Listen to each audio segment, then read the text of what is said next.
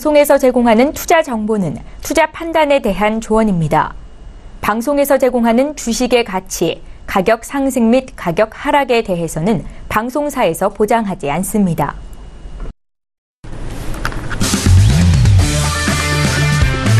네, 안녕하세요. 해외 선물 신세계 MC 김은혜입니다. 1부에 이어서 2부 여러분들 찾아가고 있습니다. 자, 오늘은 목요일 저녁이고요. 박노주 마스터님과 함께 신세계 2시간 함께 이어가고 있습니다. 자, 앞서서 지수에 대한 부분 말씀을 도와드렸죠. S&P 500에 대해서는 하락세로 계속해서 이어가고 있고, 하지만 나스닥은 상승 쪽으로 굳건하게 지켜가면서 상승 방향 추세 이어가고 있는 상황입니다. 자, 2부에서는요, 유로 FX와 크루드오일, 골드까지 세 가지 이슈 점검과 함께 여러분께서 접수해주신 상담까지도 함께 이어가 보도록 하겠습니다. 자, 2부에서도 여러분께서 저희 방송 시청하시면서 참여하실 수 있는 방법 열려 있습니다. 전화와 문자, 그리고 유튜브 실시간 채팅방을 통해서도 접수가 가능합니다. 전화 주실 때는요, 서울전화 02-3153-2611번, 2612번 두 대의 전화가 준비되어 있고요. 문자 보내실 때는 샵 0082번으로 보내시면 박노주 마스터님과 함께 여러분들의 상담도 꼼꼼하게 도와드리도록 하겠습니다. 자, 그리고 저희 방송 유튜브로도 실시간 시청 가능합니다. 실시간 시청과 함께 채팅방 활용 가능하니까요. 유튜브도 많은 시청 부탁드리도록 하겠습니다. 원래 신세계 2부에서 제공된 정보 또한 투자 판단에 대한 조언입니다. 해당 상품의 가치와 수익률을 보장하지 않는다는 점 유의해 주시길 바라겠고요. 또한 저희 프로그램은 자본시장 통합법을 준수하고 있습니다. 1:1 투자 상담과 유사수 신행위, 무인가 영업행위, 불법 대역의 홍보 및 가입권해 등 이런 모든 불법 사항에 대해서 엄중하게 금지하고 있다는 점 또한 다시 한번 고지 도와드리도록 하겠습니다. 자, 1부에 이어서 2부 여러분들을 찾아가고 있는데요. 쉬어가는 동안의 시세 어떻게 흘러가고 있을까요? 현재 시세 다시 한번 살펴드리도록 하겠습니다. 자, 먼저 S&P 500부터 볼게요. S&P 500 지수 같은 경우에는요, 일단 뭐 다시 한번 좀 올라오지 못하고 좀 멈춘 상황입니다. 2716.50포인트 선으로 0.25% 하락세에서 좀 지지부진한 모습입니다. 2716.50포인트 선이고요. 자, 그리고 나스닥은 다시 한번 좀 추가적으로 상승하면서 6997포인트까지 다시 올라갑니다. 이제 7000포인트를 앞두고 있는 상황 속에서 0.20%, 19%의 상승세 보여주고 있고요. 자, 그리고 유로 FX 같은 경우에는 오늘의 시가인 1.16790달러를 이탈한 이후에 계속적으로 하방 쪽 흘러가고 있습니다. 1.16660달러 선이 0.13% 하락세 보여주고 있고요. 자, 그리고 골드 같은 경우에는 추가적으로 상승하면서 1301.9달러 선 0.09% 소폭의 상승세 보여주고 있습니다. 자, 그리고 크루드오일 같은 경우에는요. 자, 67달러 이탈된 이후에 다시 한번 67달러 회복을 합니다. 회복한 후에는 초반대 가격대에서 좀 지지부진한데요. 67.29달러 선 1.38% 하락세 보여주고 있는 크루드오일까지 현재 시세 살펴드렸습니다. 네, 일단 지수에 대해서는 좀 엇갈린 흐름을 보여주고 있습니다. S&P 500에 대해서는 하락폭 계속해서 유지하고 있지만 나스닥은 오히려 상승으로 전환된 이후에 상승 탄력을 조금 더 높여가고 있고요. 유로 FX에 대해서도 어제장에 추가적인 반등이 이어가지 못하고 가격대가 계속적으로 빠지고 있습니다. 그리고 크루드오일은 67달러 초반대에서 지금 공방 벌이고 있는 상황인데요.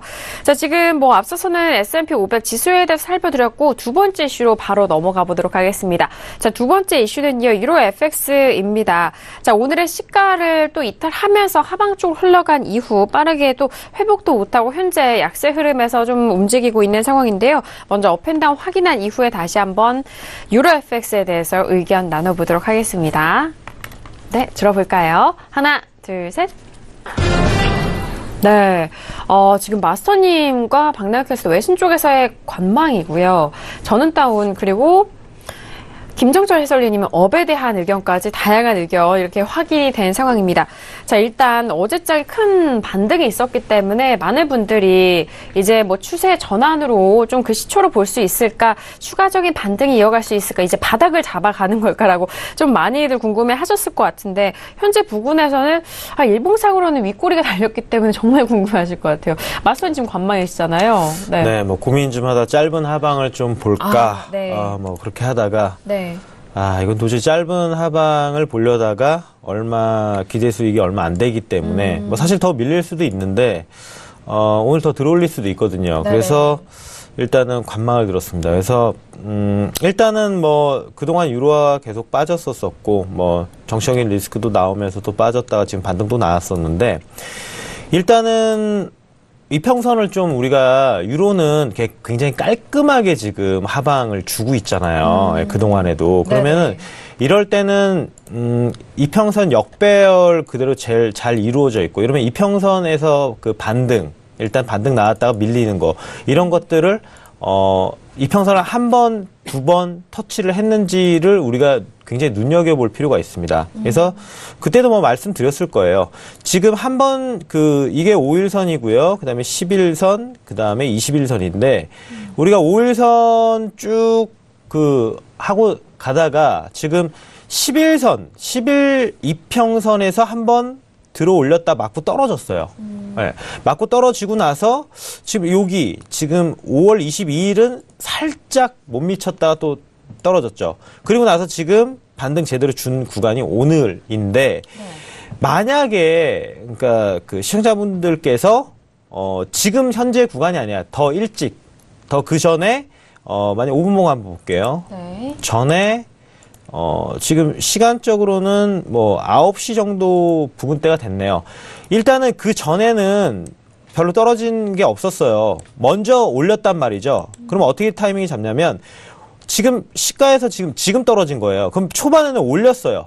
그러면 크게 올라가면서 지금 10일 이평선을 뚫고 올라갔단 말이에요. 밑에는 밑꼬리가 별로 없어요. 그럼 당연히 여기서는 이제 떨어진 저항 맞고 또 떨어진다고 보시면 되는 거거든요. 그러니까 먼저 들어 올린 거예요. 먼저 들어 올렸으면 이 구간은 정말 타이밍상 매도하기 굉장히 좋은 위치입니다. 예. 그래서 만약에 이걸 아셨던 분들이라면 이평선 강조를 많이 했으니까요. 네. 여기는 굉장히 좋은 타이밍이죠. 왜냐하면 맞고 일단 저항이니까. 왜냐하면 이평선 각도도 일단 보셔야 됩니다. 이평선이 평평한 거는 굉장히 저항이 별로 없다는 거예요. 근데 하방으로 각도가 많이 기울어져 있죠. 그러면 그만큼 저항이 센 겁니다. 그래서 이걸 노려야 되는데 지금은 이제 주고 내려왔잖아요. 그럼 밑에도 이평선 있죠. 5일선 있잖아요. 여기서 또 지지가 될 수 있거든요. 지금 현재 구간에서 지지되면서 올라가서 뭐 양봉으로 1.17 정도에서 끝나도 되고 약간 더 못 미쳐서 양봉으로 끝나도 되고 상관없다 이거죠. 네. 그리고 여기서 그냥 끝나도 되고 조금 더 밀렸다가 끌고 올라와서 끝내도 되고 그러니까 모든 가능성이 존재하는 지금 일단 위치예요. 그러다 보니까 굉장히 제가 고민스럽죠. 네, 그래서 그렇죠. 차라리 뭐 어차피 다른 종목들도 있으니까 이걸 굳이 방향을 잡아서 들어가느니 제가 관망이 낫다는 일단 생각이고 이렇게 보시면 돼요. 지금 지지가 이제 제대로 바닥에서 나온 거예요. 그렇다면 이 구간은 어떻게 보셔야 되냐면, 이제 박스권을 좀 줘야 됩니다. 이거 그냥 뭐 반등 나왔으니까, 이제 상방으로 전환이다. 그러면서 여기서 그대로 올라가지 않습니다. 항상 파동이라는 거는, 지금 계속적으로 이제 하방 파동이 생겼다가, 바로 V자로 올라가는 뭐 몇 안 되는 경우들도 뭐 퍼센티지가 작지만, 그대로 V자로 올라가는 경우도 있지만, 네. 보통은, 전환을 하려면, 한번 저항 받고 좀 내려왔다 박스를 만든 다음에 좀 시간이 흐른 다음에 그대로 뚫고 올라가야지 전환이 되는 겁니다. 그렇기 때문에 그냥 바로 올라가지 않습니다. 그래서 이 구간은 지금 이제 차후로는 바닥은 왜냐면 어저께 봉이 굉장히 컸어요. 네. 왜냐면 그 전날 거를 아예 덮었거든요. 이게 보통 주식이나 이런 상승 장악형이라고 보죠. 그 전봉을 장악을 했으니까. 그래서 이 구간대를 이제 지지를 어느 정도 준 상황이기 때문에 여기서 이제 상단을 좀 만들어주고 좀 더 내려와서 또 하단을 좀 만들고 그래서 여기서 박스권을 좀 그려주다가 다시 박스권 하단이 뚫리면 그대로 한 번 또 추가 하락이 나오는 거고 여기서 이제 그대로 박스권을 가다가 다시 만약에 위에 상단 고점을 뚫게 올라가면 거기서 추가 이제 상승이 계속 나오는 겁니다. 그래서 대략적으로 이제 뭐 상단 고점을 이제 만드는 구간은 뭐 1.17 뭐 300 그다음에 하단은 대략적으로 1.15400 정도로 보시면 돼요. 네. 그 구간에서 좀 많이 시세가 움직일 거라고 좀 예상을 좀 하시면 됩니다. 그래서 왜냐하면 한번 지금 반등 나온 다음에 쭉 밀렸기 때문에 이 파동 길이에서는 계속적으로 또 하방 가기엔 좀 힘들어요. 박스권을 좀 어느 정도 나와야 됩니다. 그래서 나와주고 나서 올려야 되기 때문에 지금 주봉을 보면 또 확실해요. 주봉 봉이 벌써 굉장히 많이 그 하나, 둘, 셋, 넷, 5개, 6개 나왔어요. 지금 음봉만. 그럼 이제는 중기적으로도 반등을 어느 정도 줘야 되는데 반등이 그냥 쭉 나오는 게 아니라 지금 이미 크게 길게 꼬리 말리고 줬잖아요. 그럼 이 구간에서 또 다음 주가 되겠죠. 다음 주도 어느 정도의 꼬리는 내려올 거란 말입니다. 꼬리가 내려오고 나서 또 위아래 꼬리 좀 그리다가 좀 더 상승할 수 있겠고 좀 더 빠질 수도 있겠고 이런 시나리오를 좀 그리셔야 돼요. 예. 시나리오를 그리는 게 굉장히 중요합니다. 그래서 좀 박스권을 이렇게 봐라. 당장 상승은 아니다. 하지만 만약에 다음 주가 먼저 위로 올라가는 흐름이 나오면 매도가 낫겠죠. 박스니까. 그러면 먼저 월요일부터 하락으로 좀 떨어지는 구간이 나온다. 그럼 거기서 매수가 낫겠죠. 예. 그래서 다음 주든 오늘이든 이제는 유로화는 매매할 때, 트레이딩 할 때 박스 매매를 좀 하셔야 됩니다. 예, 박스 매매로 일단은 하셔야 되고, 지금은 오늘은 좀 줬어요. 다 줬기 때문에 이 위치는 별로 좋지 않아서 지금 일단은 관망을 들었습니다. 예. 알겠습니다. 자, 유로에 대해서는 꽤 오랜 시간 하락 추세로 흘러내렸기 때문에 꽤 좀 정확한 추세를 줬었잖아요. 긴 시간 동안에. 하지만 앞으로의 흐름에 대해서는 좀 박스권 이런 흐름이 예상이 되고 있는 만큼 상단과 하단에 대해서 가격대 밴드를 좀 짚어드렸습니다. 상방 쪽으로는 1.17300달러고요. 하방 쪽으로는 1.15400달러. 이 가격대 구간 안에서 박스권 매매 전략이 한동안은 좀 이어질 것이다라는 그런 분석해 주셨으니까요. 이 가격대 상하방 쪽으로 가격대 잘 살펴보셔서 참고해 보시길 바라겠습니다. 자, 일단 관망에 대한 의견을 들어봤고요. 자, 그리고 해설위원님의 의견은 지금 업이신가요? 네. 업인데요. 일단 왜 업인지 좀 간단하게 좀 얘기를 드릴게요. 제가 준비한 게 있는데. 일단 이탈리아 문제 먼저 볼게요. 이탈리아 문제 보면은 일단은 이게 이제 스페인이고 저는 이탈리아 먼저 보겠습니다. 이탈리아 보시면은 지금 현재 이탈리아 문제가 뭐냐? 이탈리아가 이제 이제 내각제입니다. 내각제인데 총리가 있겠죠. 대통령도 있는데 대통령 하는 역할은 좀 적고요. 총리가 다 하는데 이제 이탈리아가 총선을 했습니다. 총선을 했는데 지금 현재 지금 쭉 보시면 아시겠지만 오송운동이 이렇게 많은 의석을 차지했어요. 보이시죠? 예, 그리고 이제 중도 우파의 이탈리아 선거의 좀 특징인데요. 제가 각 나라별로 지리도 얘기 드리고 역사도 얘기 드리고 다 얘기 드리는데 이번엔 각 유럽의 정치 세계를 좀 얘기 드려야 될 것 같아요. 이탈리아는 이렇게 연합을 많이 합니다.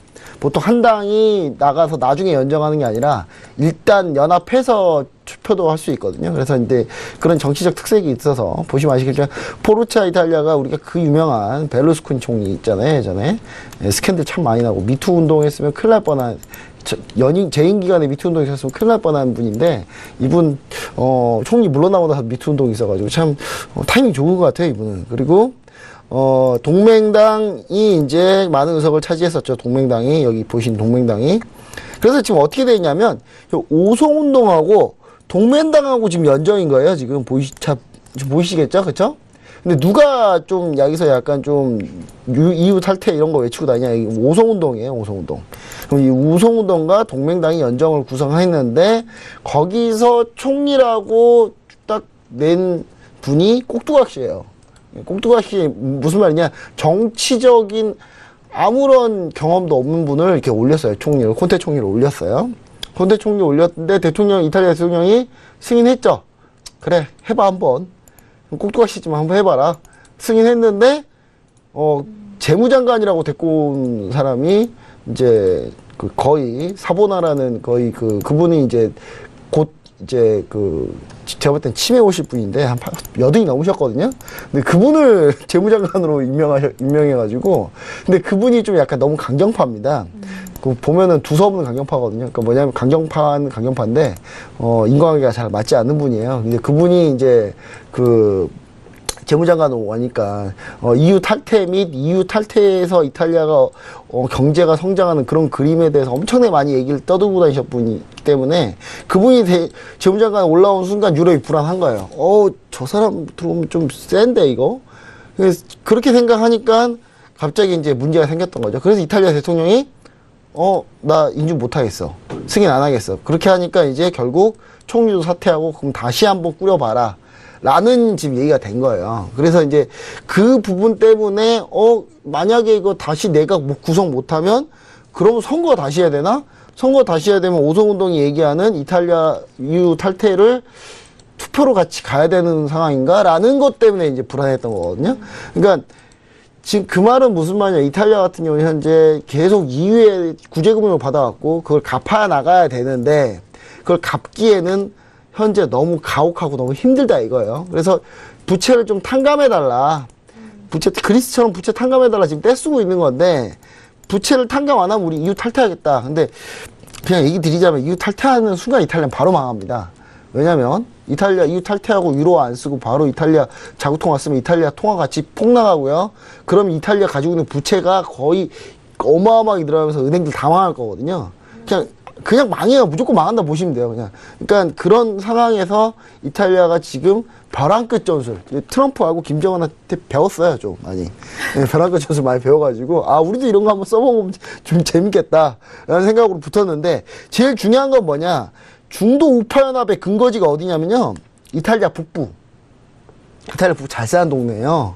밀라노, 이렇게 볼로냐 이런 데 있잖아요. 되게 부촌들 많은데 오송운동의 근거지는 어디냐? 이탈리아 남부, 이제 나폴리. 예, 좀 힘든데요, 여기가. 연정 자체가 거의 말이 안 됩니다, 사실은. 근데 어떻게 연정해서 구성해보려고 연정했던 거예요.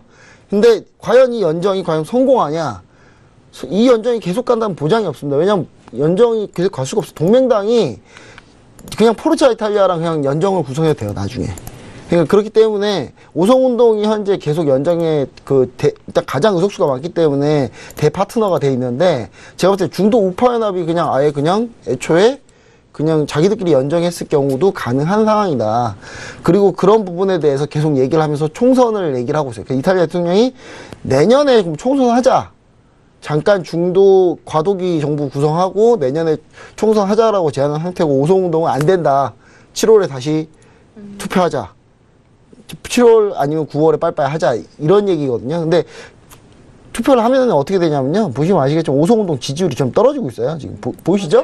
네. 예, 보이시죠? 그리고 동맹당 지지율은 좀 올라가고 있어요. 동맹당 지지율 올라가고 있고 포르자 이탈리아 포르자 이탈리아 베르루스코니 총리를 좀 쫓아내면 올 건데 계속 데리고 있으면서 좀 문제가 생기는 것 같아요. 그래서 이 두 군데가 그냥 연합하면 끝나요. 다음 총선 때. 그럼 이 얘기는 안 나옵니다. 그러니까 잘 생각을 해보자고요. 그러니까 논리적으로 한번 생각해 보시면은 과연 이게 벌어질 일이냐에 대해서 한번 생각을 해보자는 거죠. 근데 다만 그럼 왜 이렇게 경기를 일으켰냐? 그러니까 이 생각을 하는데 하루 걸린 거예요. 이게 한 이틀 걸렸죠. 예, 이 생각까지 도출하는데 이거 문제 있는 거 아니야 하고 그때부터 다들 이탈리아 정치 세계를 분석해 봤을 거예요. 막 엄청 그게 하루 걸린 거예요. 하루 걸리다 보니까 별거 아니잖아 이거. 이렇게 된 거죠, 이제. 그리고 이제 이 다음 얘기는 이제 스페인 얘기인데요. 스페인입니다. 이제 스페인인데, 지금 집권당이 국민당이에요, 국민당이 집권당인데, 문제가 생겼습니다. 국민당이 이제 비리 저질이다 걸려가지고, 여당 의원들부터 해가지고, 여당 그 내각 인사들이 다 줄줄이 다 구속됐어요. 형까지 받았고요. 그렇게 되면서 이제, 야당, 이 사회당이, 총리 불시임 투표 한번 갑시다. 총리 쫓아냅시다. 이렇게 한 거예요. 그럼 사회당의 주 파트너는 누구냐? 포데모스. 얘가 주 파트너예요. 얘 둘이는 이미 의견을 모았어요. 불시임하기로. 그럼 누가 필요해요, 여기서? 과반이 필요합니다, 과반이. 이 둘이 합치면 과반이 되나요? 300석 나누기, 350석 나누기 하면 과반이 안 돼요. 그럼 과반을 넘으려면 누가 필요해요? 이 시민당이 필요해요. 근데 이 시민당이 과연 얘네 편을 들어주느냐? 보시면 알지만 지금 현재 지지율이거든요, 이게. 시민당 지지율이 제일 높아요. 시민당은 불신임이 문제가 아니라 빨리 조기 총선에서 내가 집권당 되고 싶은 거예요, 지금. 불신임? 무리 없어. 우리 총선을 다시 해, 그냥 차라리. 원래 그럼 우리가 1등 할 거니까, 지금. 그러니까 시민당이 협조를 안 해주고 있죠? 국민당 가슴을 쓸어내고 있습니다. 좋아. 이대로만 가죠. 근데 이제 사회당이 이제 시민당한테 이제 얘기를 하죠. 야, 그러지 말고, 만약에 불신임 너가 투표해주면 총선 빨리 할게. 요거 하나 나왔어요. 요거 하나 불안한 거. 요거 하나 남은 상태니까 그럼 요렇게 세 개가 연합하느냐 이 두 개만 연합하느냐 이 차이예요. 그러니까 스페인도 그렇게 큰 확실은 없는데 중요한 건 그렇다고 해서 예를 들어 시민당이 조기총선 그러니까 이 세 개가 연합하면 총리 불신 가는 거죠. 그렇죠? 총리 불신은 가고 그럼 스페인은 총리가 바뀌어요. 그 총선 다시 시작한다는 거예요. 조기 총선 하자는 거죠. 근데 시민당 성향이 어떤 성향이냐? 친이유 성향입니다. 절대 이유에 남아있어야 된다. 시민당이 원래 그런 당이기 때문에 오히려 더 잘 됐습니다. 오히려 조기 총선에서 바뀌면 오히려 더 잘 됐다는 거기 때문에. 그럼 불안 요인은 다 끝났죠. 뭐가 불안 요인이냐면, 시장은 이렇게 했더라도 이탈리아 그 불확실성이 다 해결되면 7월 좀 넘어가야 돼요. 그러니까 그 사이에 좀 흔들리는 구간이 분명히 발생한다. 그 부분을 좀 따지고 보면 저는 이제 상승은 상승인데, 이 보시면 제가 이 라인을 제가 여기 와서 그린 게 아니라는 거 다시 한번 또 얘기 드립니다만은 정확하게 딱 걸렸죠. 그래서 오늘 상승은 좀 힘들어요, 사실은. 오늘 상승은 좀 힘든데 이미 맞고 떨어졌기 때문에 상승은 힘들고, 상당히 아까 박노기 대표님이 정말 기술적 분석에 거의 정석적인 플레이에 대해서 상당히 좀 좋은 얘기를 많이 해주셨다. 이평선 하락각 높은 데에서 치고 올라오면 무조건 두드려 맞게 돼 있거든요. 맞고 내려왔는데, 다 맞고 내려오면서 좀 다지면서 한 쌍바닥 정도 한번 그려지고, 그 다음에 좀 순차적으로 올라오는 그림, 다음 주까지. 그래서 저는 상방을 들었다고 보시면 좋을 것 같습니다. 알겠습니다. 워낙 정치적인 그런 이슈이기 때문에 이렇게 한 번에 전개하기가 참 어려울 수도 있어요. 근데 해설위원님이 또 여러분들을 위해서 현재 그 이탈리아 사태에 대해서 가장 좀 빠르고 쉽게 이해하실 수 있도록 정리를 또 도와주셨으니까요. 유로 FX 거래하실 때 참고를 좀 해보시길 바라겠고요. 자, 일단 업에 대한 의견도 들어봤고, 박나영 캐스터에 대한 의견 관망이시죠? 네, 들어볼게요. 네, 지금 유로 가격은요, 이탈리아 정치적인 혼란이 다소 조금 완화되는 모습을 보이면서 상승을 했다라는 소식이지만, 지금, 물론 또 치솟았던 이탈리아 국채 금리도 좀 다소 내려앉으면서 안정세를 보이고 있다라는 소식이 들어와 있습니다. 하지만 이렇게 이 정치적인 불확실성으로 유로 반등은 오래가지 못할 것이라고 전문가들은 진단을 하고 있고요. 지금 이렇게 사실, 이탈리아 사태뿐만 아니라 미국이 주도하는 이 자국 보호주의 무역으로 EU를 비롯해서 캐나다, 멕시코 등등 중국도 포함해서요, 전 세계 무역 시장과 특히 통화에도 큰 타격을 줄 것이다라고 전문가들은 이야기를 하고 있습니다. 지금 그렇기 때문에 이 유로에 대한 이 전망 자체가요, 이탈리아 사태가 다소 조금 완화가 되었다고 해도 계속해서 달러의 강세라든가 혹은 또 미국의 지금 여러 가지 북미 회담에 대한 전망에 대한 또 긍정적인 흐름, 또 그 외에 너무 많은 요소들이 혼재해 있기 때문에 지금 상승으로 계속 이어가기는 좀 힘들 것 같다라고 보고 있고요. 그래서 단기적으로는 지금 약간의 혼조세를 보이겠지만 중장기적으로 봤을 때는 조금은 하방세를 계속해서 전처럼 이어가지 않을까라고 진단을 하고 있습니다. 물론 이제 유로에 대한 전망이요, 정말 장기적으로 봤을 때는 앞으로 골드처럼 그만큼의 가치가 있는 통하고 상승할 것이다라는 의견도 많이 있지만, 지금 이제 해외 선물인 만큼 단기적인 관점에서 먼저 좀 말씀을 드렸고요. 그리고 지금 다른 통화에 대한 이야기들 좀 오늘은 조금 비중 있게 얘기가 들어오고 있습니다.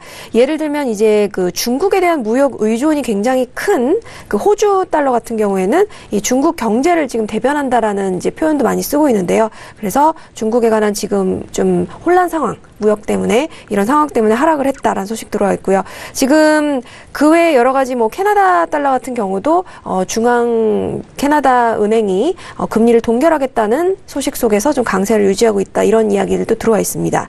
지금 사실은요, 여러 가지 조금 이제 주목해야 될 점이, 이제 미국이 이 EU산 철강의 25% 그리고 알루미늄의 10%의 관세를 부과하겠다는 계획을 지금 발표를 한 거나 다름이 없죠. 그래서 지금 이에 대해서 당연히 이제 지금 유럽에서 가만히 있지 않을 것이다, 보복 관세를 할 것이다라는 이제 진단이 있습니다. 사실 예를 들면 미국산 모터사이클 그리고 청바지, 위스키 등등에 대해서 또 그 보복 관세를 부과하겠다라는 지금 움직임이 있고요. 지금 또 물론 이제 일부 국가에 대해서는 해당 관세를 면제하거나 유예를 할 것으로 지금 보이고 있습니다. 그리고 이러한 그 관세에 대한 구체적인 사항은 물론 계속해서 바뀔 수 있다라고 전문가들도 역시 진단을 하고 있고요. 지금 근데 이제 이렇게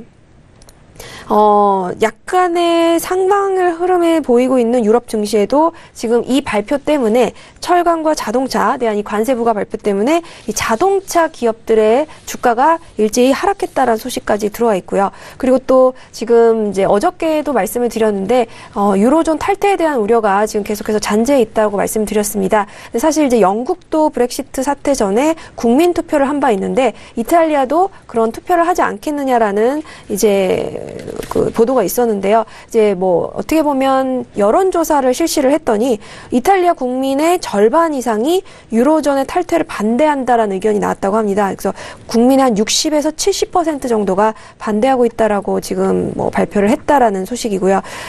지금 이렇게 이탈리아에서 가시화되고 있는 이 조기 총선이 아무래도 이 브렉시트 이후에 가장 유럽의 운명을 결정하는 큰 대결이 될 것으로 전망된다라고 전문가들은 진단을 하고 있습니다. 이 글로벌 금융시장은 또 이탈리아가 제2의 그리스가 되지 않을까라는 또 이 새로운 글로벌 금융위기의 단초가 되지 않을까 지금 긴장을 하고 있다는 소식까지 들어와 있는데요. 하지만 또 전문가들은 그리스와 또 영국과의 상황이 많이 다르고 이탈리아는 그런 일까지는 벌어지지 않을 것이라는 의견도 상당히 많이 들어와 있습니다. 그래서 어떻게 보면은 어느 한쪽으로 진단을 내리기가 좀 힘든 지금 방향인 것 같아서 저 역시도 관망을 말씀을 드렸습니다. 네, 알겠습니다.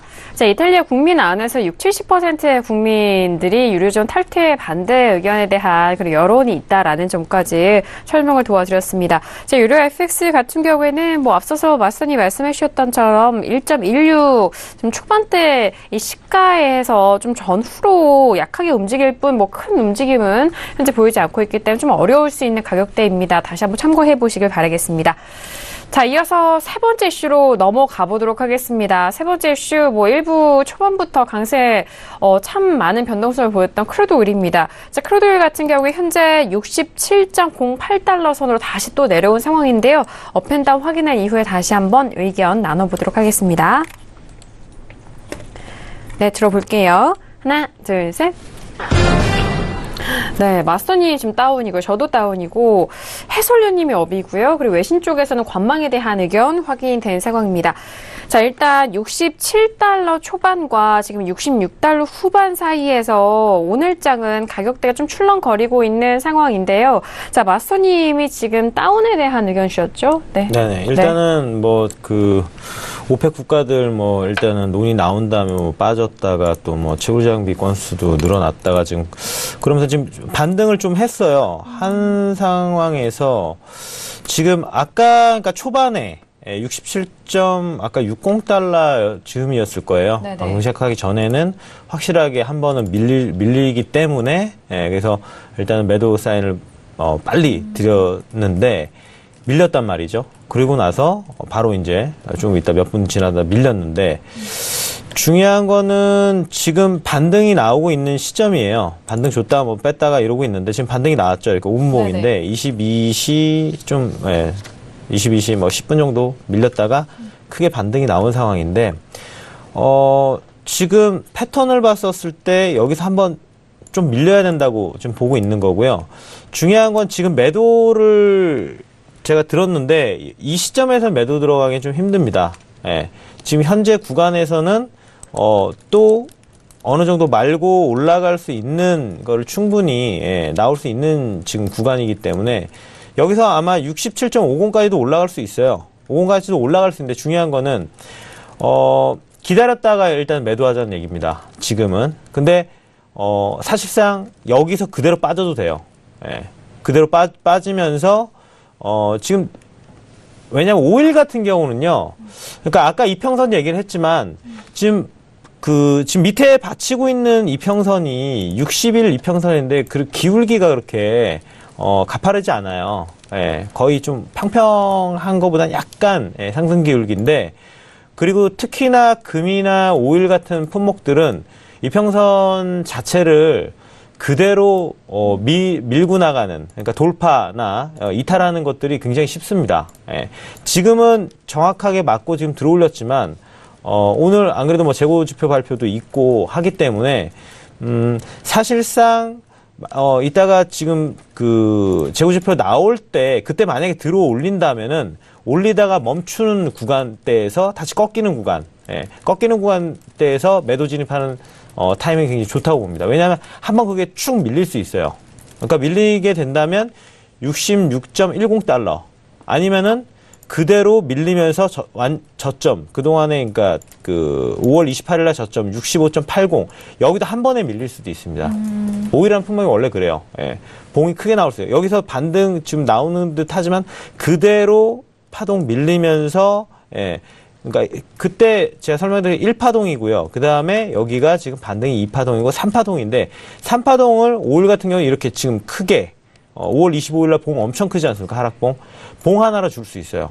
충분히 그러한 품목이에요. 그래서 지금 반등이 나오고 있지만 일단은 주봉을 봤었을 때도 지금 어느 정도까지는 지금 많이 그 반등을 좀 준 상황이기 때문에 이번 주 내일까지 해서 좀 더 밀리면서 66.60 정도를 이번 주에 찍고 끝낼 가능성이 조금 크다고 봅니다. 그러니까 뭐 정확한 수치는 뭐 딱 들어봤지는 않겠지만 이 지금 봉에 대한 그 음봉에 대한 그 몸통이 조금 더 늘어나야 된다는 거죠. 네. 그러니까 이러한 세밀한 것들은 여러분들이 차트에 그동안에 이제 쭉 뭐 오일이든지 금이든지 뭐 다른 품목들 차트를 좀 많이 유심히 보세요.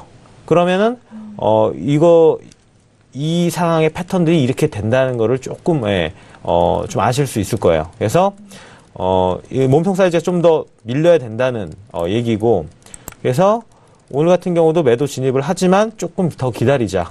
왜냐하면 한 번 정도 들어 올렸다가 그대로 내릴 수 있다. 그래서 오늘 고점을 돌파해서 올라가는 이게 그 고점 돌파해서 올라가기에는 좀 힘들어요. 그래서 오늘 고점은 돌파하기 힘들지만 어느 정도 꼬리 말았다가 그대로 다시 내려가는 이런 그 시나리오는 좀 많이 나온다. 그래서 오일 같은 경우는 안 그래도 지금 뭐 어차피 밑으로 나올 만큼은 다 나왔어요. 그래서 나오고 지금은 특별한 이슈가 또 없거든요. 네. 뭐 물론 이 뒤에 나오는 재고지표 발표가 이제 좀 관건이 되겠지만 일단은 좀 반등, 여기서 좀 더 반등을 했었을 때 매도 진입을 하면 그만큼 위에 손절 구간은 짧아지고 또 다시 반등을 줬으니까 분봉으로는 반등이 좀 많이 준 상황이니까 어느 정도의 밑으로 내려가는 거는 기대할 수 있다. 그래서 우리가 좀 우리가 얕게 하이에나처럼 좀 지금 이후에는 좀 매매를 좀 그렇게 하자. 좀 기다렸다. 계속 어슬렁어슬렁 기다리다가 왔었을 때 딱 물어야 되는 그런 지금 좀 상황이라 좀 보시면 될 것 같습니다. 알겠습니다. 일단 뭐 크루드오일 특성상 빠질 때는 또 크게 빠질 수 있는 위험도가 있기 때문에 정말 그 시기에 맞게 적절하게 잘 적용을 해야 될 것 같습니다. 자, 크루드오일에 대해서 의견 나눠보고 있는데요. 일단 뭐 해설위원님의 의견도 들어볼까요? 네, 일단 저는 이제 오일이 밀린 이제 오일 재고 발표를 같이 보면서 얘기 드리는 건데요. 네. 보시면 재고가 주는 걸로 예상돼 있어요. 근데 API 늘었습니다, 실제로. 네. API는 실제로 늘었고 EIA는 지금 현재 재고 발표 준다 나왔는데 만약에 늘어버리면은 제가 때 늘어버리면은 밀린다, 분명히 밀린데 그게 지금 지금 그게 지금 반영이 좀 되고 있어요. 반영이 지금 되고 있다라는 거고, 만약에 여기서 이제 재고가 좀 줄거나 그런 식으로 이제 조금 나오기 시작하면은 예상치보다 좀 더 많이 줄거나 그런 식으로 나오면은 이제 그때 이제 반등을 노리자 그 얘기고요. 그리고 반등을 또 노리는 시점은 언제냐? 지금 여기서 이제 재고 발표가 평이하게 나왔는데 여기서 무리하게 매수는 되게 힘들고요. 왜냐면 제가 매수 들어있던 건 뭐냐면 여기 밑에서 여기 66점 여기까지 밀렸을 때거든요. 66.20달러 정도 됐을 때 한번 매수를 한번 노려보자 라는 의미의 매수입니다. 그러니까 매수를 들었다고 해서 저분 지금 당장 매수하라는 얘기인가 그렇게 보시면 안 된다는 거예요. 지금 오늘 하락은 오늘 하락에서 쉽게 상승 잡기 쉽지는 않고요. 좀 밑꼬리를 살짝 달긴 했습니다. 쉽지는 않다고 봅니다, 저는. 그리고 지금 오펙 회의가 다음 달이죠. 다음 달 중순 좀 넘어서 있는 걸로 알고 있는데 그때가 이제 어느 때냐면 우리가 그림을 한번 그려보면 돼요. 오펙 때 만약에 다음 오펙 회의 때 서로 감산 합의가 감산을 소폭 어느 정도의 감산을 다시 풀려고 하냐면요. 지금 사우디에서 추가된 거, 그 다음에 지금 베네수엘라랑 이란에서 빠지는 그 만큼 좀 추가시키자 정도거든요.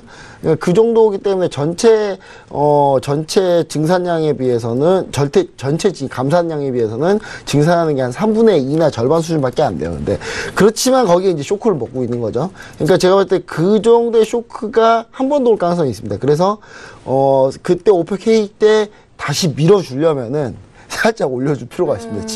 지금 기간에 살짝 조금 올려줄 필요가 있어서 그러니까 다음 주까지는 한 66.20달러 근처에 가든지 아니면 찍고 살짝 오르는 정도, 뭐 이 정도에서 그 다음 주에 한 번 더 올려주고 거기서 오펙에서 쇼크 딱 보여주고 한 번에 빡 빠지는 그런 그림이 상당히 좀 트레이더들한테 보기 좋거든요. 그래서 네. 그래서 저는 이제 좀 생각을 해볼 수 있는데, 이제, 일단 어느 정도 반등이 좀 나와주는 게 70달러 선까지는 높여주려고 노력을 할 거기 때문에, 이제 그게 이제 3주 정도에 걸리겠죠, 3주 정도. 3주 정도까지 걸리기 때문에, 네. 그건 뭐 시간이 걸리는 긴 뷰기 때문에, 그거보다는 당장은 매수 시점도 지금이 아니라 한 60.20까지 좀 밀린 다음에 좀 매수 보는 게 어떠냐라는 의견이고요. 그리고 네. 오늘 혹시 오이재고가 API처럼 이제 확 늘어버린다거나 그러면은 매수하면 안 됩니다.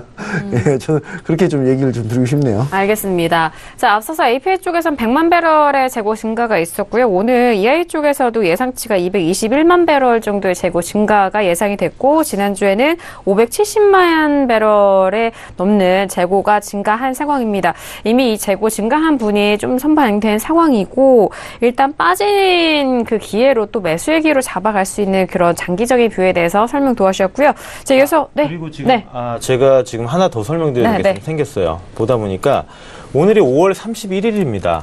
그럼 내일은 6월 1일이죠. 네. 네. 그럼 지금 월봉을 지금 보세요. 월봉을 보면 윗꼬리가 굉장히 많이 달고 있는 상황이고 지금 음봉입니다. 네. 그렇다면은 이제 내일부터는 이제 월봉이 새로 형성이 되는 이제 차트에서 그렇다면은 최소한도로 월봉 박스권은 굉장히 중요하거든요. 그러면은 만약에 뭐 현재 구간에서 여기서 이제 오늘 끝났다고 치면 뭐 일단 양봉은 좀 오늘 양봉으로 끝나긴 힘드니까 음봉으로 일단은 마감한다고 치면 내일부터 이제 월봉 하나가 더 그려지거든요. 그러면 일단은 월봉에서 일단 지금 굉장히 많이 밀린 상황이고 이 봉 패턴 같은 경우는 지금 음봉 윗꼬리가 긴 그 음봉이기 때문에 최소한 박스권은 밑에 만들어야 되거든요. 그러니까 월봉에 대한 저점 65.80 뭐 그 깨고 내려갈 수도 있지만 중요한 거는 지금 67.14면 대략적으로 뭐 저점까지는 아니더라도 66.30 정도까지 뭐 40, 30 정도까지는 한 번 정도는 6월달 봉이 밀려줘야 된다는 겁니다. 예. 이런 것들은 굉장히 패턴적으로 여러분들이 많이 월봉, 주봉 다 볼 필요가 있어요.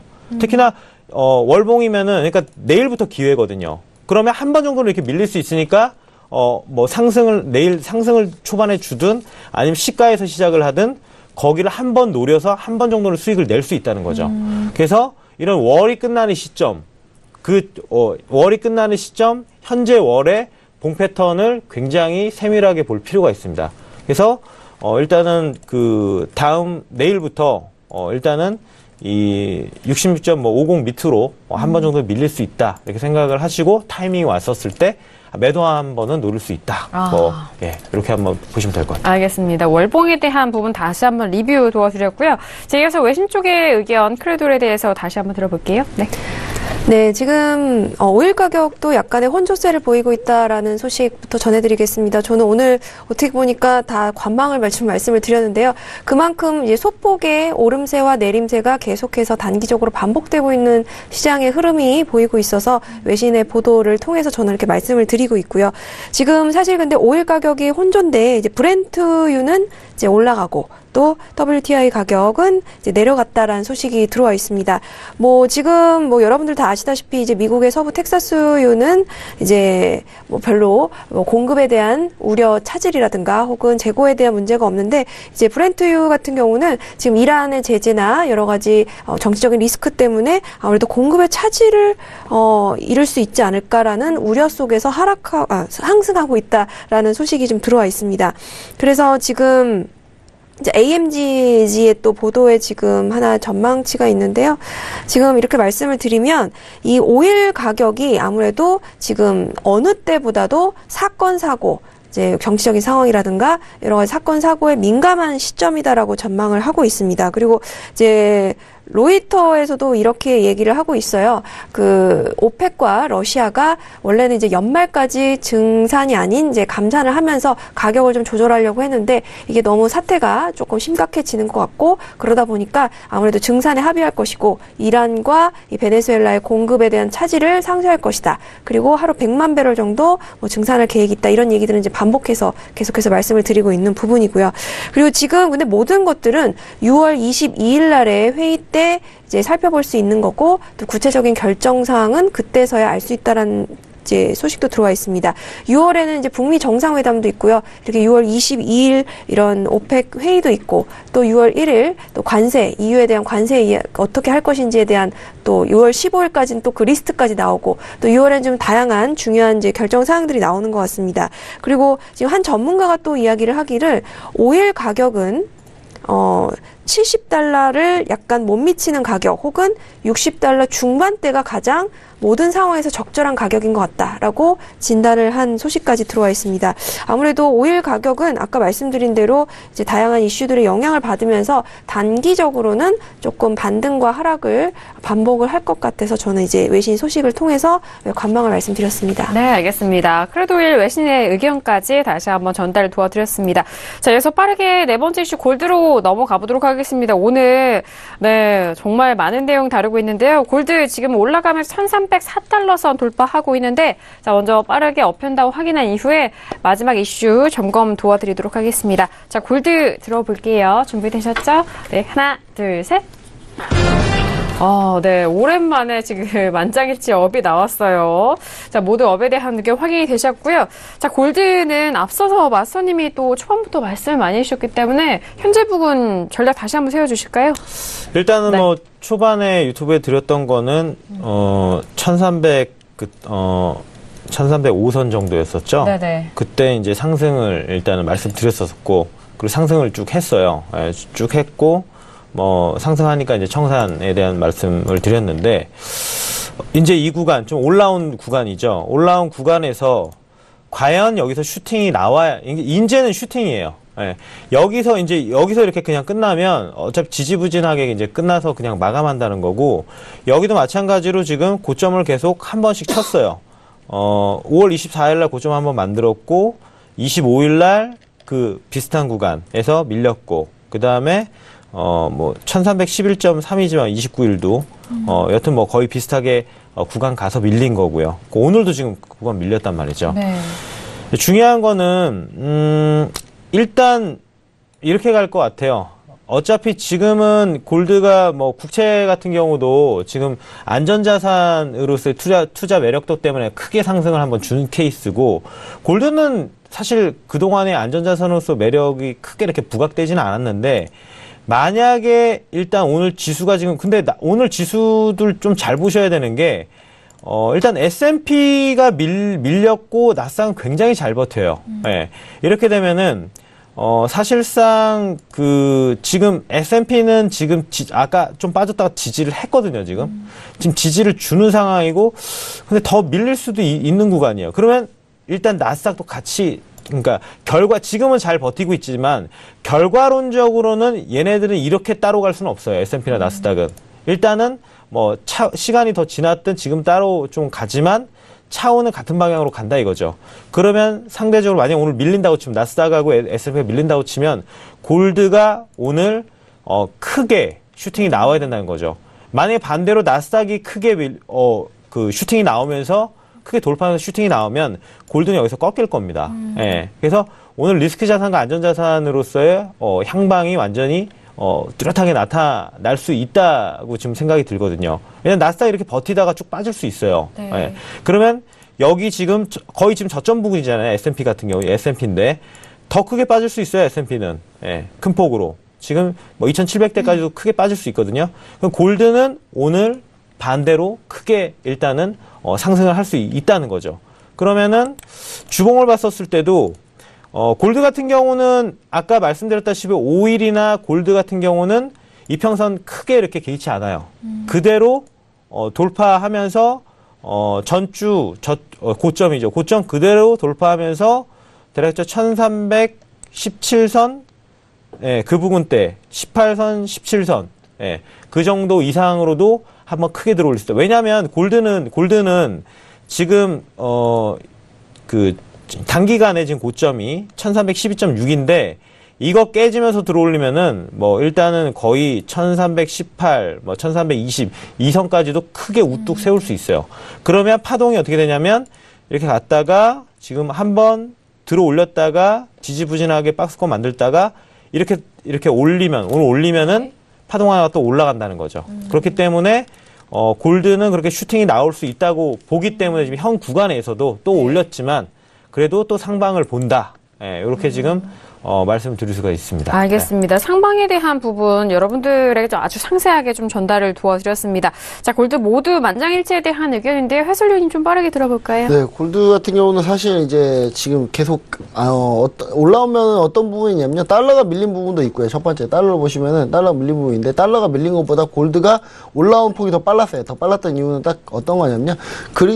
이탈리아랑 스페인 쪽 불안하면서 그쪽 부분이 이제 리스크 자산에서 좀 회피하려고 하는 성질 때문에 좀 오른 부분이 좀 있는데요. 여기서 우리가 추가적으로 하나 더 봐야 되는 게 뭐냐면 골드 하나를 보기 위해서 좀 여러 가지 봐야 되는데 채권을 미 10년 국채를 보시면은 빠르게 반등했잖아요. 빠르게 반등했는데 꺾였습니다. 네. 꺾였는데 그럼 이제 국채에 가려고 했던 돈이 그러니까 이탈리아 국채가 별로 안 좋으니까 국채에 항상 있는 돈들이 모이는 돈들이 있어요. 근데 그 돈이 갈 데가 없어서 미 국채로 잠깐 왔어요. 와가지고 빠르게 미 국채가 반등한 거거든요.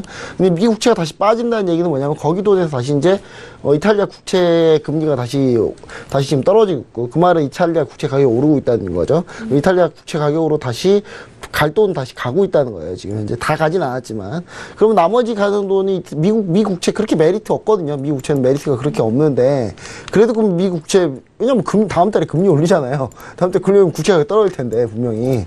그러니까 제가 볼 때 미 국채는 그렇게 메리트가 없는데 그럼 갈 돈이 어디로 가냐? 골드로 간다는 거죠. 왜냐하면 이탈리아 불안 계속 되는 거고 그 불안 되는 거에 대해서 뭔가 리스크를 해지할 만한 수단으로는 골드가 미 국채는 어차피 또 빠질 거기 때문에 그렇게 많이 메리트를 그러니까 당장 문제가 크게 발생한 미 국채에 돈이 몰릴 수 있어요. 근데 이걸 약간 이게 이제 장기적으로 결국 가는 흐름이 됐잖아요. 뭔가 결판이 지금 당장 안 나고 7월 아니면 9월에 이탈리아 선거하든지 스페인은 불신 투표가 결과 보고 6월 1일이거든요.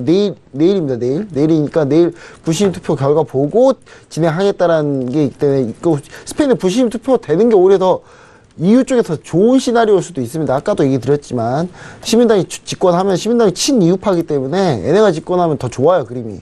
그렇기 때문에 제가 봤을 때는 장기적 비전으로 불안한 면이 있기 때문에 다만 그 부분을 좀 해소하기 위해서는 장기적인 걸로 해지하려면 골드밖에 없다. 그리고 마침 달러가 제가 차트 그런 거 정확히 찍고 밀리고 있잖아요. 그렇죠?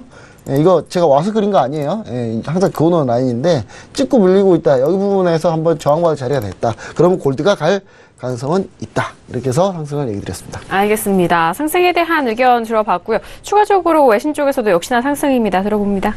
네, 오늘 지금 마스터님들께서 말씀하신 부분들하고 많이 조금 중복이 되는 부분이 있어서 그 부분은 좀 생략을 하고요. 지금 외신 쪽에 지금 의견하고 많이 이제 지금 해설위원님께서 비슷하게 말씀을 해주셨습니다. 지금 금 가격이요. 아무래도 달러가 좀 다소 주춤해지고 또 이탈리아 사태를 비롯해서 여러 가지 정치적인 혼란 속에서 안전자산에 대한 선호가 이제 증가하면서 가격이 좀 올라가고 있다라는 소식 들어와 있습니다.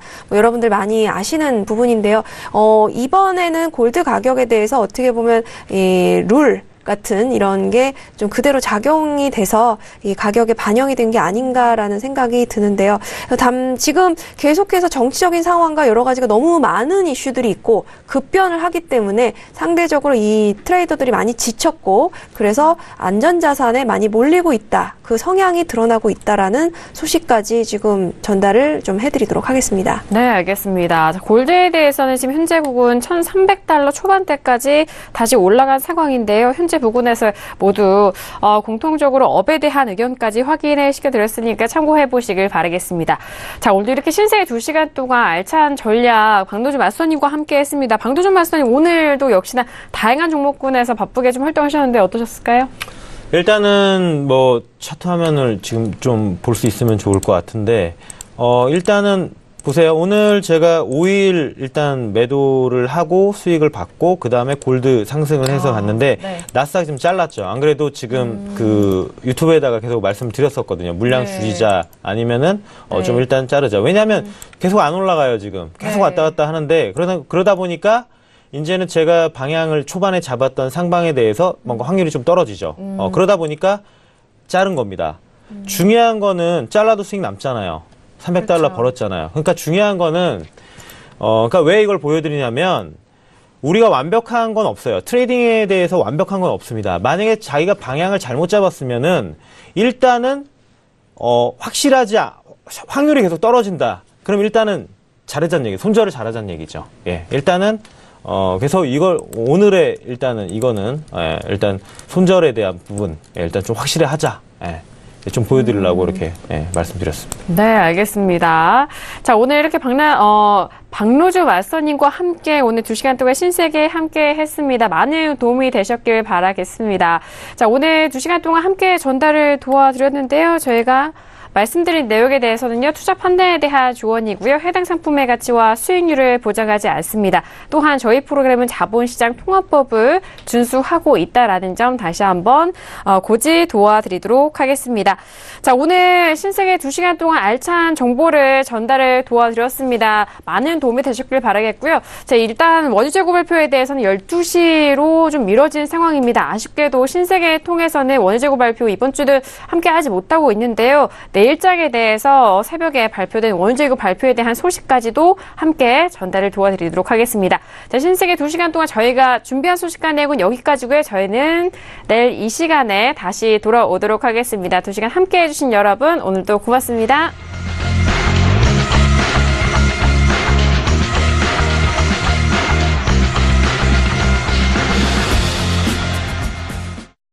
본 방송에서 제공하는 투자 정보는 투자 판단에 대한 조언입니다.